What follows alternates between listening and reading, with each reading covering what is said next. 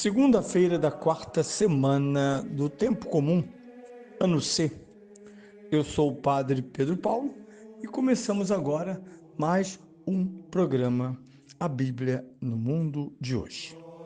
Bem, na sexta-feira avançávamos sobre este capítulo 4, versículos 21 a 30 de São Lucas. Extremamente interessante este evangelho, ainda na linha ou na esfera introdutória, ele que começa a pregar ali pela Galileia e depois sabemos que o seu ministério se estenderá até o extremo da Judéia, passando, obviamente, pela Samaria, com conflitos, mas com uma forte presença. Bem, dito isso, o que ocorre, e dizíamos na última linha auditiva do programa, dizíamos que o Evangelho fala de uma rápida mudança de humor, rápida, mas muito intensa, dos simples elogios que se escutam após a participação de Cristo no culto, sobretudo na liturgia da palavra, que era o único culto acessível em uma sinagoga. Para os sacrifícios era necessário ordinariamente ir ao templo. Por isso algumas datas eram fixadas antecipadamente. Pois bem, graça, beleza, suas palavras soam tão agradavelmente aos ouvidos dos seus conterrâneos. Aqui é bom lembrar que a polêmica apresentada e desenvolvida na sinagoga está fundada na palavra conterrâneos. Conterrâneos. Não é a sinagoga lá na Babilônia, nem no Egito. É uma sinagoga local. É como disséssemos na linguagem católica, na paróquia.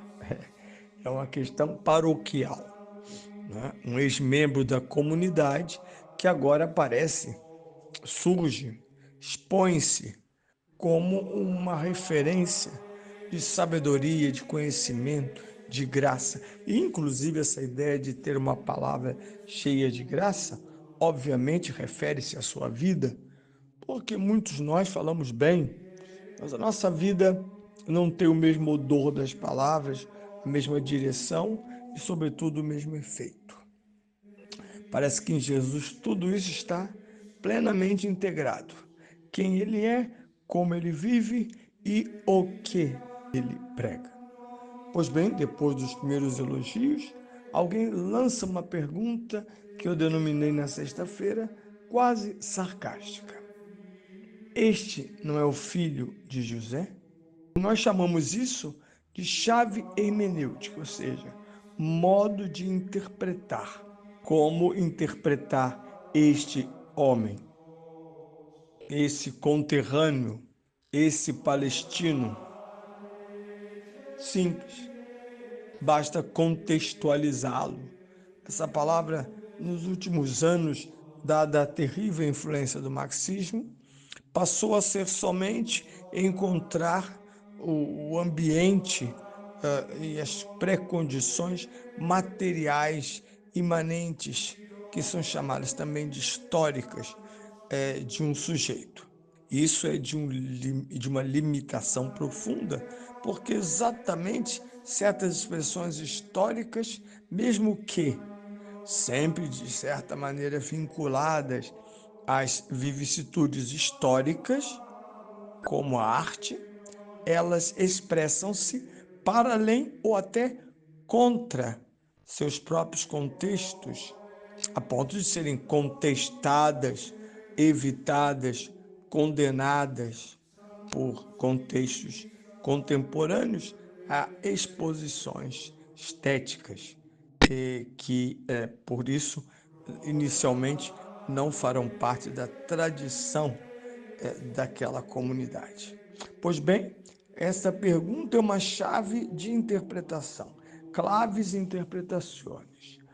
Como absorver, avaliar e referir-se a este homem, Jesus de Nazaré, isto é, o filho de José, que conhecemos da esquina, do ofício, da bodega, da padaria, do mercado, ele agora apresenta-se como, quiçá, até um profeta.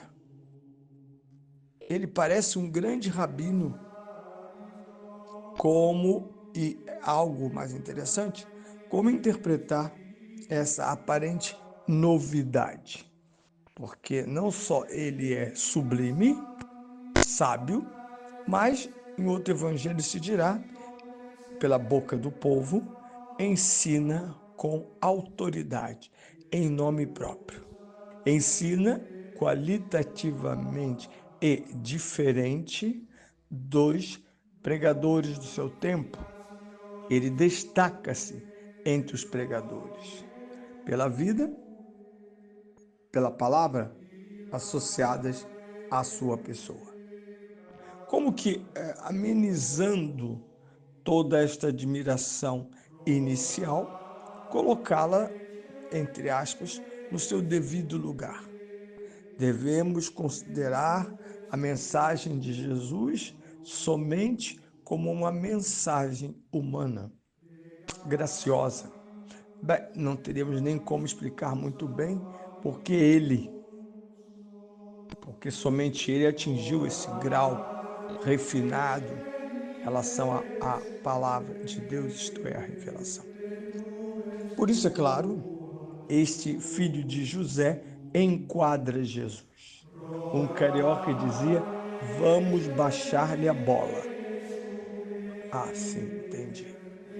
Isso não é um mecanismo tão incomum, nem ficcional, nem literário. Nós sabemos que, se nos destacamos entre iguais, isso pode, em geral, cria reações positivas, são os aplausos iniciais, depois a desconfiança, não é o filho de José, e por fim o rebaixamento, que ele se ponha no seu devido lugar entre nós.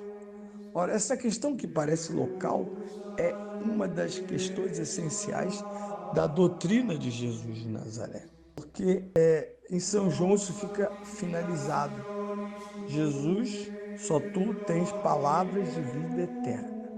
É essa confissão de São Pedro, após o 6º capítulo, após toda a polêmica do 6º capítulo. Não se pode ouvir Jesus com mérito se não aceitarmos que se trata, segundo o esquema literário de São João, do Verbo que se fez carne. Jesus não é um pregador interessante, não é uma novidade. Diríamos hoje, no nosso contexto, um fenômeno midiático, com milhões de views. Não. A sua fala corresponde exatamente ao mistério da sua pessoa. Por isso, a mediação ao conteúdo e aos efeitos da fala de Jesus dependem, sim, da fé, da adesão, do conhecimento do mistério de Jesus de Nazaré. Houve um período em que, na CAPES, que é a Comissão Acadêmica de Estudo de Ensino Superior, se deveria igualar a teologia e ciências da religião. O resultado final foi não as iguale. Uma coisa são as ciências da religião. Já o nome diz, um centro articulado de ciências e conhecimentos, e saberes, que interpretam a religião, qualquer religião. Religião aqui não é um fenômeno teológico, mas um fenômeno humano, cultural, sociológico. E a teologia, seja qual for a confissão, ela é prevista através da fé.